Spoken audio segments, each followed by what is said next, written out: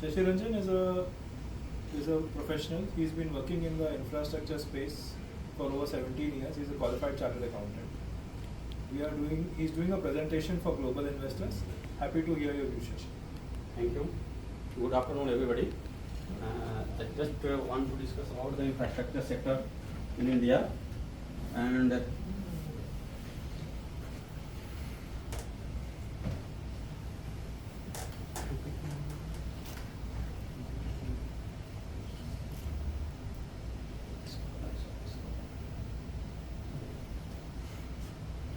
so basically the government is having to achieve USD 5 trillion economy in the next 5 to 6 years.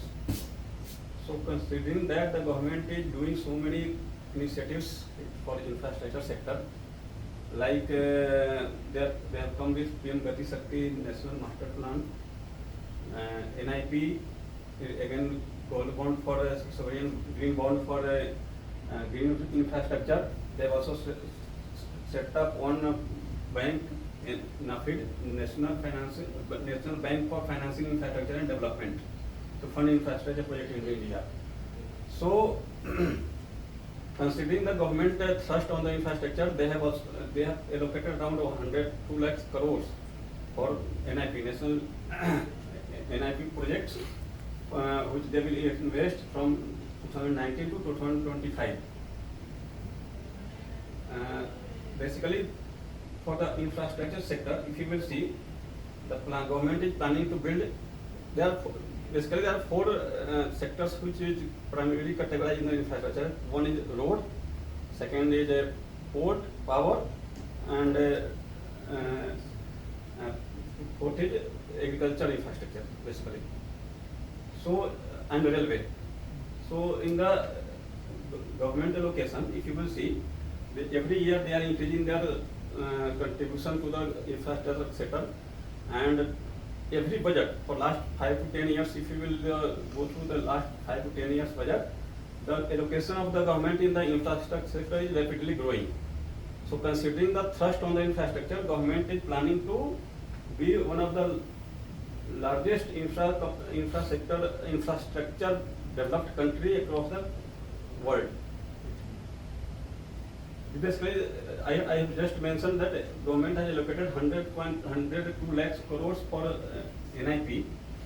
Basically, they have launched in 2020 August this national infrastructure pipeline for development of infrastructure project. So they have allocated for energy 24%, road 19%, urban development 60%, railway 13%.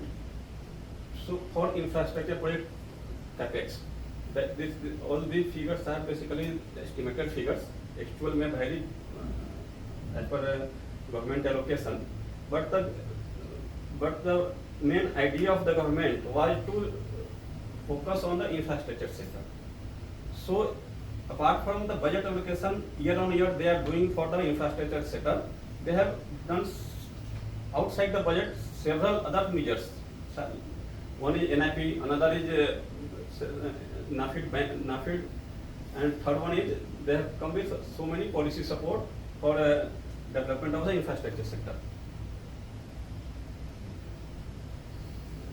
In this slide, I just wanted to mention that the investment in infrastructure sector is gradually increasing, not from the Indian government, it is from foreign institution also in the form of FDI. So by September 2023, US dollar $26.4 billion and 32.8 billion was invested for infrastructure activity across the sectors. If you will see the government allocation, BHEL and GHIPL also signed MOU for green hydrogen development. BHEL has also formed a consortium with Titagarh Wagon to produce contract manufacture of 200 Vande Bharat trains. So all these, apart from the FDI, government is also allocating funds for the revamp of the infrastructure sector, and government organization, government corporations are also investing in the infrastructure development. with the change in times from diesel petrol to hydrogen and battery related EV related for EV related sectors. So what, just to summarize, what are the government initiatives for infrastructure development? If you see the budget allocation, they have increased 33% capex in the 2023-24 budget. So total capex they have estimated to increase to 10 lakhs crores in capex, which is around 3.3% of the GDP. So earlier they have allocated 7.5 lakhs crore in 2022-23, and the government has increased allocation by 33% to 10 lakhs crore in the capex for the 23-24 budget. For if you will go sector wise, for national highway, they have increased from 1.87 lakhs to 2.70 lakhs crores. That is also by 45%. For railway, they have allocated 2.5 lakhs crore in 2024-25. 2023-24, it was around 2.4 lakhs crores. Further, they have allocated 1.25 lakhs crore for development of agriculture.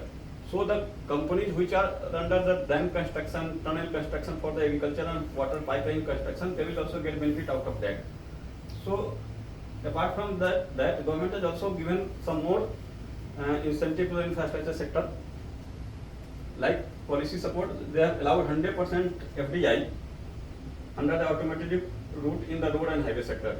So the companies who are into the highway development, road development, they are getting equity investment from the foreign institutional investor. And if you see the market trend in the last couple of years, so many deals that has been executed by the infra developer companies. Apart from infra developer company, NHAI has also issued bonds in the form of units from their InvIT units, and all their units had got subscribed well before time. So first, they have allowed 100% FDI in the road and highway. They have also allowed 100% FDI in railway sector. So that is also in line with the National Rail Plan (NRP) for India by 2030 to develop modern railway system. So highway sector they have allowed 100% FDI. Railway sector they have allowed 100% FDI. Power sector also they have allowed 100% FDI. Because government has recently allowed that they want to develop power sector, and they have come up with rooftop power scheme for all across the country to boost the electrification. So for that also they have allowed 100% investment in power sector. Now if you will see the 2023-24 budget, the total allocation to the Ministry of Shipping was around 2,200 crores. So they have also focused in the shipping line. Government has also allowed 100% FDI in the township and settlement of development projects. So if any investor, any developer wants to come out with the township project, settlement project, redevelopment project, 100% FDI is allowed by the government. So these are the policy support recently government has announced to push the infrastructure sector. I just chart out some leading infrastructure companies which are in India are now operating in the infrastructure sector. Larsen & Toubro market capital is 4.5 lakhs crores, and their order outstanding is 4.8 lakhs crores. So more than 1 year revenue, their revenue is 2.2 lakh crores. So they are having order book of around 2.5 years for their against their annual turnover. Not only L&T, all the infrastructure companies who are dealing in the development of infrastructure sector, they have abundant order book in their hand, which will be available for their execution in next 2 to 3 years. So This mega engineering not listed, so I could not get the data. But mega engineering turnover is also around 30,000 crores, and their order book is more than 50,000 crores. Until they have secured 10, 11 road projects, which I am aware. So all the infrastructure companies are dealing in the infrastructure sector, they are doing good, and their EBITDA margin is around 12 to 13% across the years. Recently, the RBI has come out with draft concept paper for provisioning in the under construction infrastructure projects. So I have just chart out some gist of that provisioning norms, prudential norms, and which RBI has just now introduced for the comments. What they have done to change it? First, earlier, for any projects, any amount of funding, there was no capping of lenders' holding in the consortium. Now they have capped, if the project is for 1,500 crores and above, the lenders have to have 10% of the aggregate exposure. So if a project is, let us example, 1,600, so no lenders will have exposure less than 160 crores. So all lenders who are participating in the funding, they will have to have 10% of the total exposure, number one. For projects less than 1,500 crores, the floor has been kept at 5% or 150 crores, whichever is higher. Second,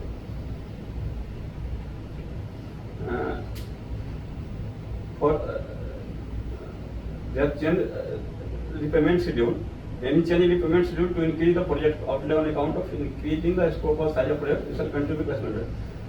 So earlier, if there is any change in repayment schedule, and by whatever is the reason, the account was used to be classified as NPA. Now it is a good thing they have done. So if there is any change in the project cost, increase in the project cost, and that increase in around 25% or more, if the cost overrun is 25% or more, and which is due to change in scope of the project, size and scope of the project. The underlying word is size and scope.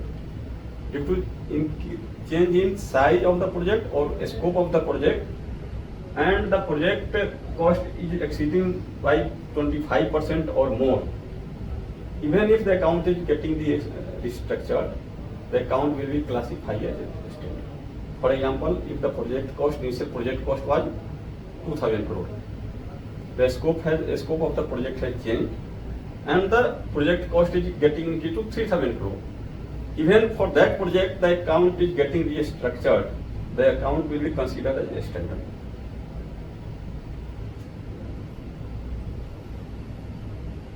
They have also come out one more clause.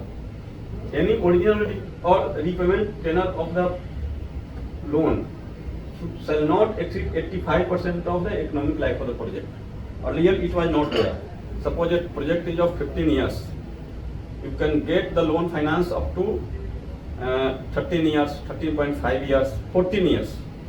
Now they have come out with this clause that the tenor of the project, the loan tenor of the project cannot be more than 85% of the economic life of the project.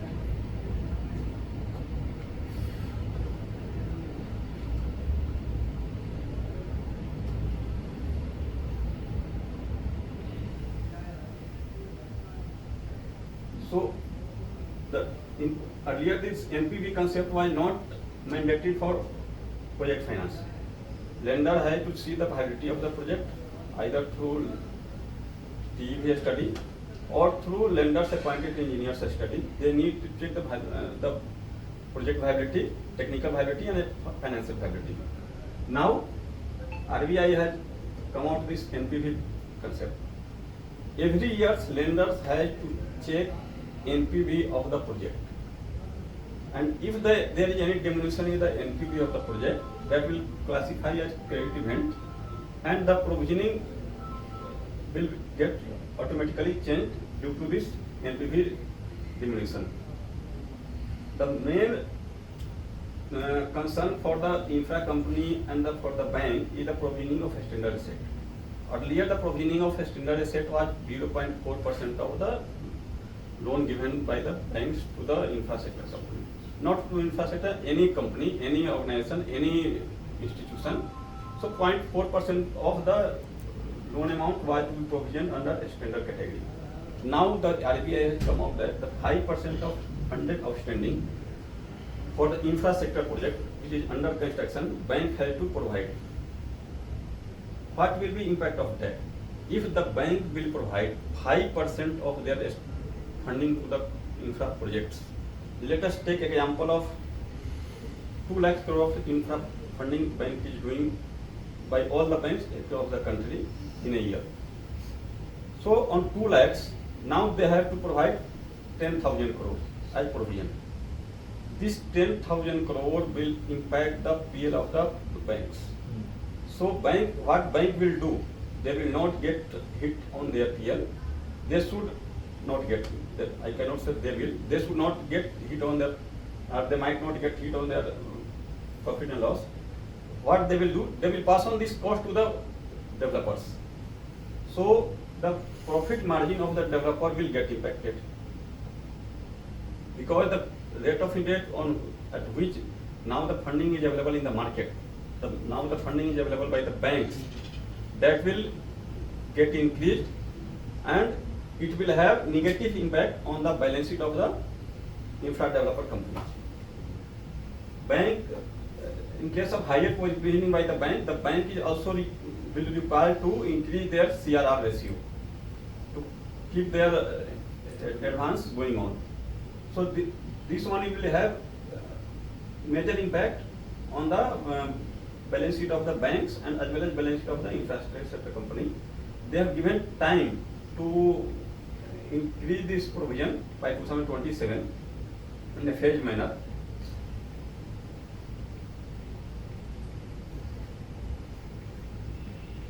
This 5% provisioning is to be kept by the bank during the construction period. After the completion of the project in the operation period, they will reduce 2.5% of the funded outstanding. And they can also further reduce 1% if the operating cash flow is sufficient to cover the payment of the lenders, and 20% of the debt due will be reduced by the developer, by the borrower.